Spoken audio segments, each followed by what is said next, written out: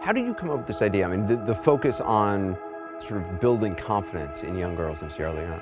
As I've grown up, I've become increasingly aware of how special I am to have had the mother that I have, who reared me with this notion that I could achieve absolutely anything. And you have to remember that my mother's parents aren't educated, and neither my father's parents. So she's truly unique to have pushed me down that road and basically said to me, sure, you want to move to America to go work for CNN, even though, you don't have any experience to lead you to that place, go for it.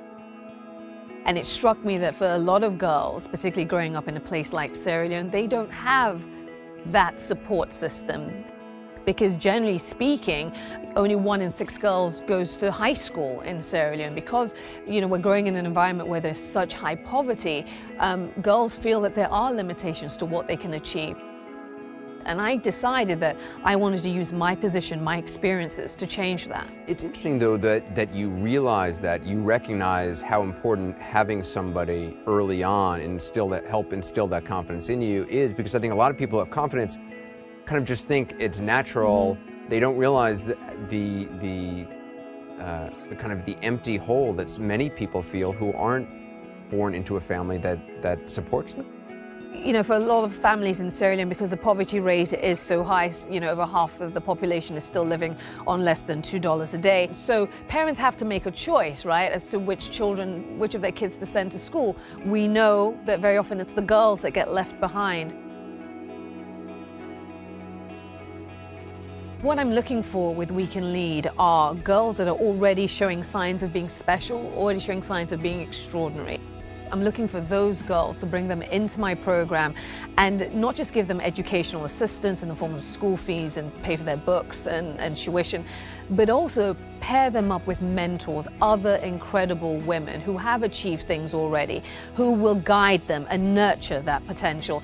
Girls can, apply themselves. They can be nominated by other people. And basically what we're going to do is we're going to look, as I say, for girls who are not just outstanding, but girls who've already shown the capacity to lead in their homes, in their communities, in their schools.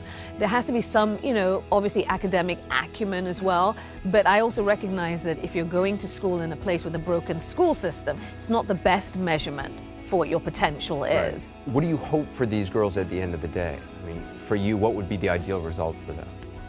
For me, what would give me the most satisfaction is to see girls fulfill their dreams, whatever those are, whether it be, doctors, lawyers, for them to stand up and be at the forefront of society and really affecting change. We want the girls to not just benefit from the program that we're setting up, but also come back and give back and ultimately inspire other girls. And ultimately, I want to change the fabric of society. I want these girls to not just thrive, but I also want to change the way people view girls and the roles they can play.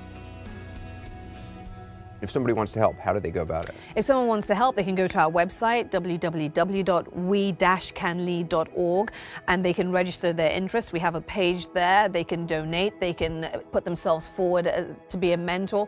Obviously, they will be scrutinized. There'll be a check, and they can have events of their own to raise money for us.